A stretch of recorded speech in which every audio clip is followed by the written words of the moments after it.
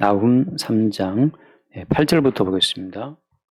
나훔 3장 8절.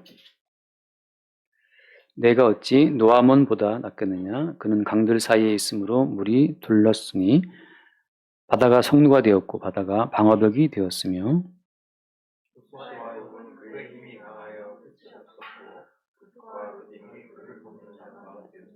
그가 포로가 되어 사로잡혀갔고 그의 어린 아이들은 길 모퉁이에 메어침을 당하여 부서졌으며 그의 존귀한 자들은 제비 뽑혀 나뉘었고 그의 모든 권세자들은 사슬에 결박되었나니 스물이라 너도 원수들 때문에 피난처를 찾으리라. 내 모든 산성은 무화과나무에 처음 익은 열매가 흔들기만 하면 먹는 자 입에 떨어진 것 같으리라. 내 가운데 장정들은 여인 같고 내 땅의 성문들은 내 원수 앞에 넓게 열리고 빗장들은 불에 타도다. 너는 물을 길어 에워싸일 것을 대비하며 너의 산성들을 견고하게 하며 진흙에 들어가서 흙을 밟아 벽돌 가마를 수리하라. 거기서 불이 너를 삼키며 칼이 너를 베기를 느치가 먹는 것 같이 하리라. 내가 느치같이 스스로 많게 할지어다. 내가 메뚜기같이 스스로 많게 할지어다. 내가 내 상인을 하늘의 별보다 많게 하였으나 느치가 날개를 펴서 날아감과 같고 내 방맥은 메뚜기 같고 너의 장수들은 큰 메뚜기 떼가 추운 날에는 울타리에 깃들었다가 해가 뜨면 날아감과 같으니 그 있는 곳을 알 수 없도다. 아수르 왕이여 내 목자가 자고 내 귀족은 누워 쉬며 내 백성은 산들에 흩어지나 그들을 모을 사람이 없도다. 내 상처는 고칠 수 없고 내 부상은 중하도다. 내 소식을 듣는 자가 다 너를 보고 손뼉을 치나니 이는 그들이 항상 내게 행패를 당하였음이 아니더냐 하시니라. 아멘. 마지막으로 나훔 선지자가 아수르의 멸망을 그 노아몬이라는 도시 8절에 나오죠. 내가 어찌 노아몬보다 낫겠느냐. 노아몬이라는 도시는 지금의 이집트 한 중부 지방에 있었던 그 테베라는 도시가 있어요. 테베. 그 테베라는 도시에 이제 비교해서 아수르의 멸망을 예언하고 있습니다. 그 당시에는 그 노아몬이라고 하는 그 테베, 지금의 테베, 이집트 고 있었던 그 테베 노아몬이 굉장히 천의 요새였다는 거죠. 사방에 물이 둘러 있고 바다가 성루가 되어서 바다로 들어갈 수도 없고 강으로 들어갈 수 없는 그런 아주 견고한 철옹성이었는데 그 노아몬, 그 테베가 무너졌던 것처럼 아수르도 무너진다는 얘기를 하고 있는 겁니다. 그 아수르의 멸망을 자세히 예언하고 있죠. 참 그 표현이 재밌어요. 예를 들어서 그 16절 말씀에 네가 내 상인을 하늘의 별보다 많게 하였으나 느치가 날개를 펴서 날아가는 것 같다. 상인들이 때려 몰려들었는데 지금은 또 쫙 날아가 버린 거죠.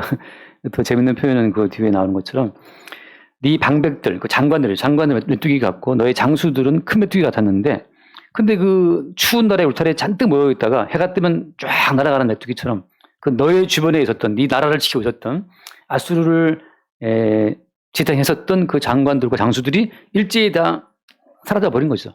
다 도망치고 죽고 아무도 없는 거예요. 18절 말씀. 아수르 왕이여 네 목자가 자고 네 귀족은 누워 쉬며 다 죽었다는 죽음을 비롯하는 말입니다. 잔다는 말은 다 죽었단 말인데 다 죽었다. 네 백성은 산들에 흩어지나 그들을 모을 사람이 없다. 그 강대한 나라, 그 빽빽한 방백들과 빽빽한 장수들, 그 힘께나 쓰는 장수들이 얼마나 많았겠어요. 아수르 나라를 지탱하기 위해서. 그리고 그 무수히 많은 상인들이 다 사라지고 황폐해질 것을 지금 선지자 나훔이 예언하고 있는 겁니다. 자, 오늘 얘기의 주제는 뭐냐면 왜 하나님께서 아수르라는 그 이방 나라를 동원해서 이스라엘을 쳤는가 하는 거죠. 아수르에 의해서 BC 722년에 북이스라엘 10개 지파가 다 무너지거든요. 그러니까 기원전 722년에 북이스라엘 10개 지파는 아수르에 의해서 다 망해버려, 다 포로 끌려가버려 이제 멸망된단 말이죠. 그리고 이제 586년에 바벨론에 의해서 이제 유다가 망하는데 그 두 번의 망함이죠. 722년에 기원전 북이스라엘이 먼저 아수르에 의해서 망하고 좀 더 지나고 나서 586년이죠. BC 586년에 또 남한과 유다가 망하는데 그렇게 이방 민족에 의해서 왜 자기 백성을 멸망을 시키시나 하는 것이 이제 구약시대에 많은 사람들의 의문점이었어요. 하나님 왜 자기 백성을 이방 민족의 칼을 빌려서 망하게 하십니까? 이게 이제 이스라엘 백성들의 오래된 의문이었습니다. 왜 그렇죠? 오늘날로 치면 예수를 신실하게 믿는 자기의 백성을 믿지 않는 자들에 의해서 고통을 받게 한다는 거죠. 나사로 거지가 부잣집 그 대문 앞에서 평생을 빌어먹고 살잖아요. 그러니까 왜 예수 믿는 신실한 자기 백성을 이방인들에 의해서 압제받게 하다가 죽게 하는가? 그것이 이제 많은 성경 연구하는 분들의 의문이었는데, 그건 뭐 때문이겠습니까? 자, 예수님은 누구에 의해서 죽임을 당하죠? 하나님의 아들이 이 땅에 왔을 때 누가 예수를 죽입니까? 예수를 죽일 때는 유대인들과 로마인이 합작해서, 그죠? 열국이 다 모여서, 로마는 열국을 상징하는 나라였기 때문에 자기 백성들이 예수를 팔고, 그 다음에 이방 민족인 로마가 예수에 대한 사형을 집행하죠. 그래서 예수님을 죽일 때에는 이스라엘과 이방인들이 한마음 한뜻이 되어서 예수를 죽이는데, 그렇게 예수님이 죽임을 당하시는 그 코스로 예수를 믿는 백성들이 따라간다고 하는 겁니다. 왜 그렇죠? 왜 그렇게 예수님은 죽임을 당해야 되는 겁니까? 굳이 예수님이 십자가의 죽음 속에 들어갔다가 사흘 후에 부활해야 될 이유는 뭐예요? 그냥 어차피 사망으로서 이기시는 분인데 살아있으면 안 되는 겁니까? 꼭 죽어서 무덤에 들어갔다가 살면 나와야 되는 거예요? 그 코스가 죽음에 들어가지 않아도 되실 예수님이 굳이 그 죽어서 무덤에 들어갔다가 사흘 후에 나오는 방법으로 부활하시는 그 이유는 뭐냐 하면 거기에 하나님이 태초부터 계획해 놓으신 자기 백성을 살려내시는 구원의 어떤 길이 거기에 들어있는 거예요. 우리가 봄에 씨를 뿌릴 때 어떻게 뿌립니까? 봄에 씨를 뿌리지 않으면 가을에 추수할 수가 없잖아요. 종자를 모아뒀다가, 종자는 꼭 봄에 이제 뿌려야 되는데, 하늘의 미랄이 땅에 들어가서 죽고 썩어 나와야 다시 그 많은 미랄로 거두어지는 것처럼 하나님께서 준비해 놓으신 생명의 법칙은 그런 모형으로 다 들어 있습니다. 지난주에 했던 것처럼 그 애벌레와 나비를 제가 비유 들었는데, 애벌레로 기어다니다가 그 애벌레가 아무튼 그 고치 속에 들어가 있어 일정한 시간이 지나고 나면 고치를 열고 나비가 되어 나온단 말이죠. 제가 어릴 때 지금 화장실에 앉아 있으면 여름에 하얀 구더기들이 그렇게 기어 올라와요. 화장실에 그 옛날 폐쇄식이니까. 여름에 공동 화장실에 가면 공동 화장실 그 구멍 뻥뻥 뚫리는 거기에 앉아서 이렇게 있으면 그 밑으로 무수히 많은 그 구더기의 군대가 막 계속 올라온단 말이에요. 앉아서 보고 있으면 그런 애들 쟤들 왜 이렇게 기어 오르지? 하얀 아주 곱게 생긴 구더기들이 단장을 하고 막 기어 오르는데 그 더러운 똥통 가운데서도 구더기는 하얘요 또. 어쩜 그렇게 하얀지. 근데 그렇게 많이 올라오는 구더기 어느 순간 싹 사라진단 말이지. 다 구더기들이 조그만 그런 고시 속에 들어가 있다가 어느 순간 다시 이제 뭐 나방이 되어 나오든지 뭐가 되어 나온단 말이죠. 신기하게도. 거기에다 주님께서 어떤 생명의 법칙을 담아두신 겁니다. 하나님 반드시 있는 것을 죽음 속에 집어넣었다가 없게 한 거죠. 그죠? 있는 것을 없게 했다가 다시 그 엄씀에서 살려내시는 방식으로 처음부터 그렇게 주님이 원하시는 생명의 세계를 창조하시기를 주님이 결정하신 거예요. 그래서 모든 그리스도의 백성들은 있는 존재가 죽음으로 끌려 들어간 상태에서 다시 그 죽음 속에서 새로운 피조물로 나오는 그런 과정 속에서 천국에 들어가는 백성이 나온다고 하는 겁니다. 주님 하신 말씀처럼 자기를 부인하고 자기 십자가를 지금 따라오라 말씀하셨지 않습니까? 그러니까 자기를 부인한다. 십자가를 진다는 건 죽음을 말하는 건데, 현재 있는 살아있는 이 모습 이대로 천국 들어가는 것이 맞아요, 아니에요? 그게 아닌 거예요. 근데 교회에서는 뭐하니? 교회에 나와서 하는 일이 뭐냐 하면, 살아있는 현재 있는 그 나를 더 온전하게 지키고 보존하는 식으로 이 모든 말씀을 증거하는 집단이 교회가 아닌 거예요. 현재 있는 나를 계속해서 더 윤택하게 있게 하는 그 모든 가르침은 그게 우상숭배가 되는 것이고, 그게 미혹하는 거예요. 유대인들은 현재 있는 자기를 말씀을 지키고 또 지켜서 고상한 나를 만들어 하나님 나라 가려고 했단 말이죠. 그게 하나님 생명의 법칙에 어긋나는 거예요. 하나님의 원칙은 있는 나를 죽이는 겁니다. 그 있는 이스라엘을 죽음 속에 집어넣어서 죽음 속에서 기어 나오는 그 새로운 피조물로서의 이스라엘을 하나님께서 처음부터 계획하셨던 거예요. 그래서 있는 이스라엘을 죽이기 위해서 뭘 동원하시는 겁니까? 아수르를 동원하시는 겁니다. 그러니까 이 아수르는 있는 이스라엘을 몽땅 죽여버리고 그 죽음 속에 들어간 그 죽음 속에서 새로운 이스라엘을 끄집어내시는 과정에 하나님이 동원해 사용하시는 그 나라가 아수르였다고 하는 거죠.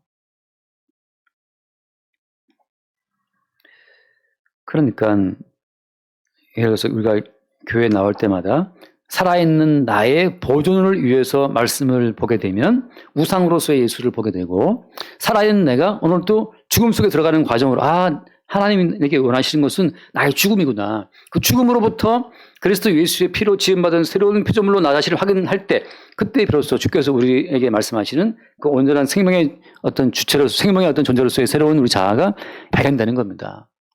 잠깐 말씀 하나 볼게요. 마태복음 26장. 마태복음 26장 39절인가요? 마태복음 26장 37절 말씀 봅시다. 예수님이 겟세마네 기도하시는 겁니다.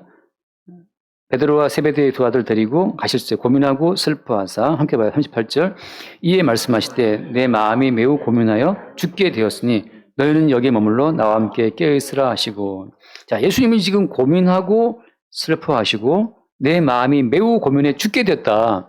예수님 본인이 먼저 지금 고민과 슬픔과 죽음 속으로 들어가시는 겁니다. 그 다음 함께 봐요. 19절 조금 나아가사 얼굴을 땅에 대시고 엎드려 기도하여 이르시되 내 아버지여 만일 할만하시거든 이 잔을 내게서 지나가게 하옵소서. 그러나 나의 원대로 마옵시고 아버지의 원대로 하옵소서 하시고 예수님께서 지금 죽음의 잔을 이 잔을 내게서 지나게 해달라고 기도하잖아요. 할 수만 있거든. 예수님 본인이 고민하고 슬퍼하고 죽을 정도로 괴로워하는 가운데서 죽음의 쓴 잔을 마시는데 그렇게 예수님이 걸어가셨던 고민과 슬픔과 죽음의 자리로 따라 들어가도록 누가 부름받은 겁니까? 모든 성도가 부르심을 받은 거예요. 그래서 그날 밤에 예수님이 체포되었고 유대인들이 예수를 체포했고 로마가 예수에게 사형을 선고해서 사형을 집행했죠. 그렇게 예수님이 고민과 슬픔과 죽음의 잔을 받고 죽음 속에 들어갔다가 사흘 후에 살아나오시는 것처럼 모든 성도는 동일하게 인생을 살면서 고민과 슬픔과 죽음의 잔을 받고 죽음에 들어갔다가 예수와 함께 살아나오는 코스로 따라간다고 하는 거죠. 그러니까 예수와 한 몸 된 성도는 예수가 걸어갔던 그 고민과 슬픔과 죽음의 길을 따라갈 수밖에 없다고 하는 겁니다. 거기에서 예수님을 죽음 속에 집어넣었던 로마 제국의 힘과 유다 왕국의 힘이 오늘날 성도들 마찬가지로 우리를 죽음 속에 빠뜨리는 외적인 환경으로 우리를 주님께서 외적인 환경을 동원해서 우리를 죽음 속으로 인도하신다고 하는 거죠. 그러니까 여러분 우리 주변에 우리를 죽이는 환경이 뭐가 있습니까? 우리를 죽이는 환경이 사람의 원수가 집안 식구다. 집안 식구가 우리를 죽일 수도 있고 돈 때문에 우리가 죽을 수도 있고 아무튼 우리의 살아있음을 나로 살아있는 것이 아니고 나는 죽는구나 하고 나를 죽음 속에 집어넣는 고민하고 슬퍼하고 죽게 하는 그 모든 환경 속에 주님이 항상 우리를 있게 하시는 거죠. 그 당시 이스라엘은 아수르였죠. 그래서 아수르가 이스라엘을 포로 끌고 가고 완전 죽이신 그 다음에 그렇게 이스라엘이 이제 끝났습니까 이제? 그렇게 하나님이 아수르를 동원해서 북이스라엘 10개 지파를 완전히 초토화시키고 종자를 섞어버렸지 않습니까?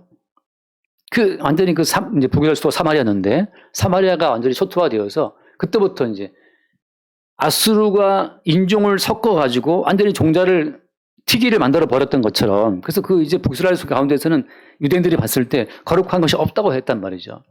거기에서 뭐가 나왔어요? 잠깐 말씀합시다. 로마서 9장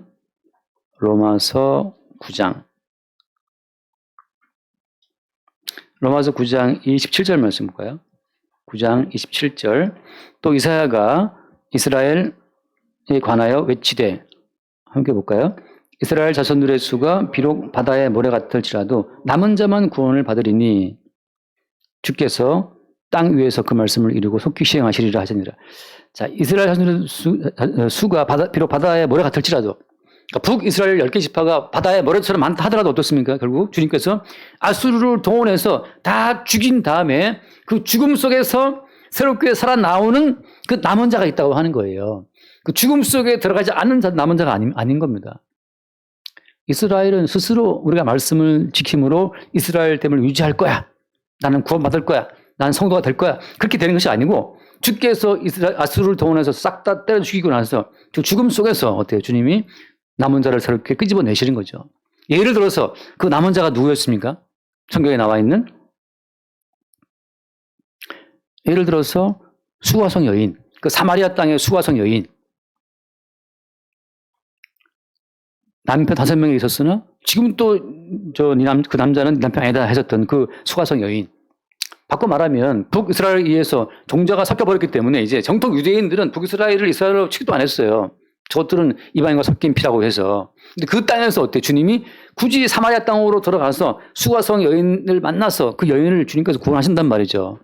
그렇게 모두가 죽음 속에 있을 때 주님이 그 죽음에서 끄집어내시는 어떤 새로운 존재가 남은 자라고 하는 거죠. 그래서 주님께서는 이 아수르를 동원해서 이스라엘을 깨뜨리고 파괴하고 죽이는 일을 하신다고 하는 건 이런 것처럼 날마다 주께서는 우리를 죽음 속에 집어넣으시는 어떤 환경과 사건을 일으킨다고 하는 겁니다. 자, 말씀 하나 볼게요. 민수기 21장 한번 봅시다. 민수기 21장. 민수기 21장. 우리가 잘 아는 이야기이긴 하죠. 민수기 21장 4절 말씀. 백성이 호르산에서 출발하여 홍해 길을 따라 에돔 땅을 우회하려 하였다가 길로 말미암아 백성의 마음이 상하니라. 자, 하나님이 굳이 이스라엘을 어디로 인도했어요? 에돔 땅을 우회하는 길로 인도했다는 거. 참 마라톤 대회 때문에 삥 돌아오는 것처럼 이 지금 너무 힘든 거예요. 그래서 백성의 마음이 상했어요. 우리가 하나님 따라 가려고 하는데 왜 이렇게 인생이 힘드냐 사는 것이 정말 열받네 짜증난 거죠. 5절 말씀 같이 볼까요? 백성이 하나님과 모세를 향하여 원망하되 어찌하여 우리를 애굽에서 인도하여 내어 이 광야에서 죽게 하는가? 이곳에는 볼 것도 없고 물도 없도다. 우리 마음이 이 하찮은 음식을 싫어한다. 결국은 우리가 어느 순간 원망을 하나님을 향해서 원망을 하게 되었습니다. 자, 이걸 들으시고 주님께서 기회가 왔다. 6절 말씀 여호와께서 불뱀들 백성 중에 보내어 백성을 물게 하심으로 이스라엘 백성 중에 죽은 자가 많은지라. 하나님은 어떻게 우리를 죽일까 보고 있다가 원망하시니까 원망했어? 너 죽어 하고 죽이시는 거예요. 왜? 하나님께서 우리 인도하시는 과정은 있는 자들을 말이죠. 나는 불평하지 않을 거야. 원망하지 않을 거야. 나는 감사할 거야 하고 자기를 막 지키고 애쓰는 그 자들을 주님이 기어이 더 건드려서 결국은 그 속에 분노를 폭발시키게 함으로 말미암아 너 죽어 마땅해 하고 주님이 죽음을 시행하시는 거죠. 죽은 자가 많은지라. 이 죽음 속에서 주님께서 어떻게 인도하십니까? 그 죽음 속에서 주님께서 뭐 어떻게 하라라? 근데 8절 말씀 여호와께서 모세에게 이르시되 불뱀을 만들어 장대에 매달아라. 물린 자마다 그것을 보면 살리라. 모세가 놋뱀을 만들어 장대 위에 다니 뱀에게 물린 자가 놋뱀을 쳐다본 즉 모두 살더라. 자, 여기서 뱀에 물려 죽어가는 자들이 장대에 놋뱀 보면 산다라고 하는 이 어떤 논리가 이게 인과관계가 이게 됩니까? 지금 내 뱀을 죽어가고 있는데 장대에 달 놋뱀을 보나 안 보나 그게 무슨 상관이 있어요? 아무 상관이 없죠. 그때는 막 독을 이렇게 빼야지, 이렇게 독을 빼야 되는데 뭘 쳐다봐요? 자, 주님께서 죽음 속에 집어넣었다가 남은 자를 끄집어내시는 그 방식이 뭐냐? 죽음 속에 남은 자를 끄집어내는 그 방식이 십자가 못 박히신 예수 그리스도라고 하는 거라고 이거밖에 없다는 거죠. 여기에서 인과관계는 있어요, 없어요? 없어요. 죽어가는 가운데 장대에 놋뱀을 바라보는 그것이 어떤 효과가 있어 우리를 낫게 한단 말입니까? 이것은 아무런 근거가 없는 이야기죠. 잠깐 말씀을 볼게요. 고린도전서 10장을 보겠습니다. 고린도전서 10장.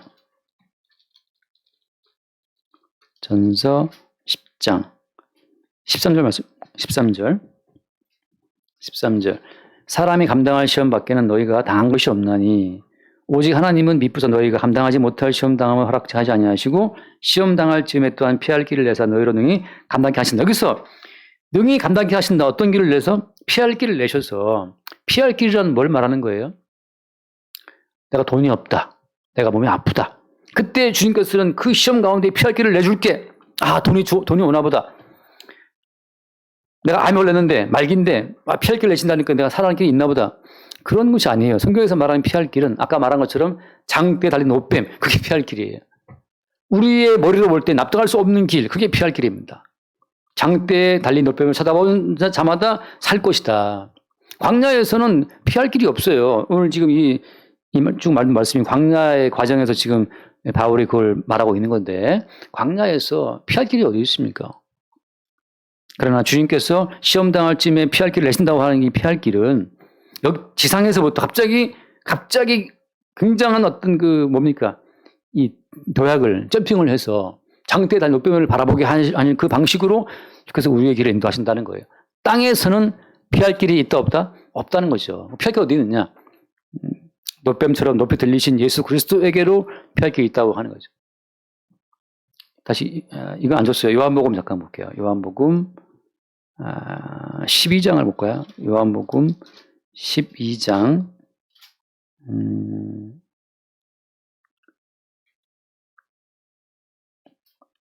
요한복음 12장에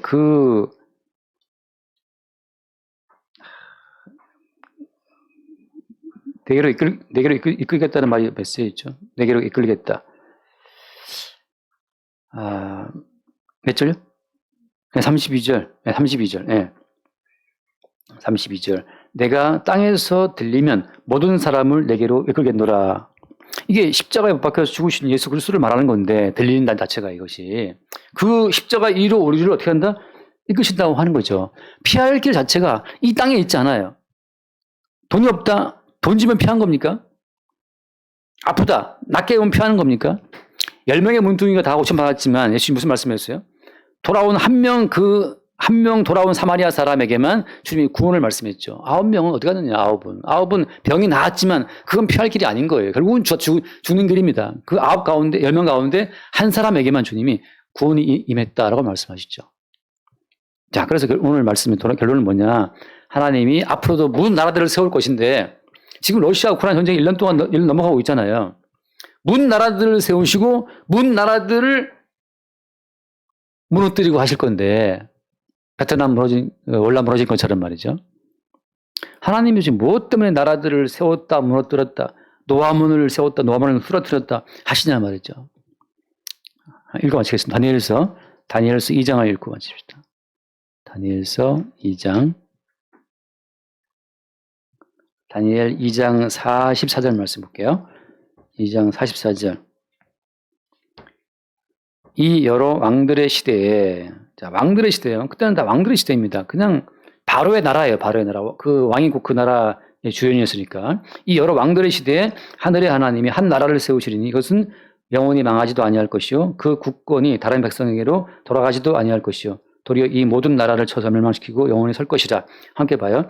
손대지 아니한 돌이 산에서 나와서 새와 녹과 진흙과 은과 금을 부서뜨린 것을 왕께서 보신 것은 크신 하나님이 장래일을 왕에게 알게 하신 것이라. 이 꿈은 참되고 이 해석은 확실한 이다.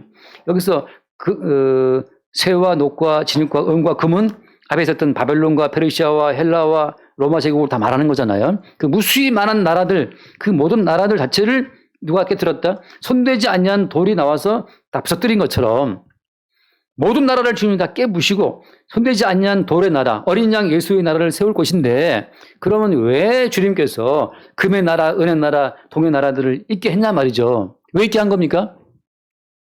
십자가의 사건을 발생시키기 위해서, 자기 백성을 죽음 속에 집어넣어서 그 죽음으로부터 새로운 피조물로 나오게 하시기 위해서 이 문 나라들을 주님이 동원하시는 거예요. 다니엘이 봤던 이 신상의 거대한 신상 나라, 페르시아, 바벨론부터 해서 그 모든 나라들은 왜 있는 것이냐? 결국은 다 이스라엘을 중심에 두고 주변에 배치한 나라들입니다. 뭐 하려고? 이스라엘을 죽음 속에 집어넣어서 남은 자만 빼내기 위한 과정이죠. 불뱀 보내서 다 물어 죽이게 한 다음에 그 가운데에서 노뱀 쳐다보는 자를 살리시는 방식으로 죽음 속에 집어넣었다가 그 죽음 속에서 어린 양 예수 그리스도의 피의 권세로 끄집어내시는 그 남은 자들을 위해 주님이 열국을 사용하신다고 하는 거죠. 동일하게 우리 주변에 돈 많은 자 왜 있는 겁니까? 우리 주변에 권력 있는 자가 왜 있는 겁니까? 우리를 죽음 속으로 밀어넣는 어떤 힘 있는 자, 우리를 미워하는 자, 우리를 괴롭히는 자, 그거 왜 있는 겁니까? 자, 주께서 우리를 심히 고민하고 슬퍼하사 죽게 되었다고 고백했던 그 예수 그리스도의 기도 속으로 우리를 집어넣기 위한 과정이고, 예수의 십자가의 죽음에 우리를 집어넣었다가 다시 예수님께서 성령의 능력으로 살아나오신 것처럼 우리를 끄집어내시는 부활의 권능으로 인도하시기 위해서 주께서 우리 주변에 우리를 죽이는 나라들을, 그런 환경들을 우리 가운데 우리 주변에 배치해 두시고 그것을 운영하셔서 인도하신다고 하는 거죠. 그래서 오늘 이 나음서를 끝내면서 아수르의 마지막을 주님이 말씀하신 것처럼 성도를 죽음 속에 집어넣었던 주변의 모든 환경들이 마지막에는 주에 의해서 다 버림받고 심판에 들어간다는 사실을 보여주고 있는 겁니다.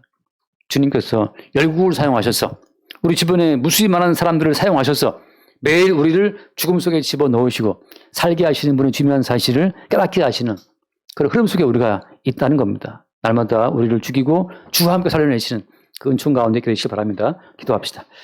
주님, 나움이 이방 민족의 멸망을 예언함을 통해서 이스라엘을 죽음 속에 집어넣는 그 십자가의 여정에 충실한 조연으로 아수르를 동원하시고 이제 그 아수르를 패하시는 과정을 우리가 보게 됩니다. 주님, 사랑하는 주의 백성을 십자가의 여정을 따르도록 인도하기 위해서 우리 주변에 배치해둔 수없이 많은 강대한 자들을 보게 하시고, 그러나 그들을 끝내 사용하시고 끝내 멸하시는 더 크신 주를 바라볼 수 있도록 우리의 모든 중심을 새롭게 하여 주옵소서. 감사하며 우리 주 예수를 기도드립니다. 아멘.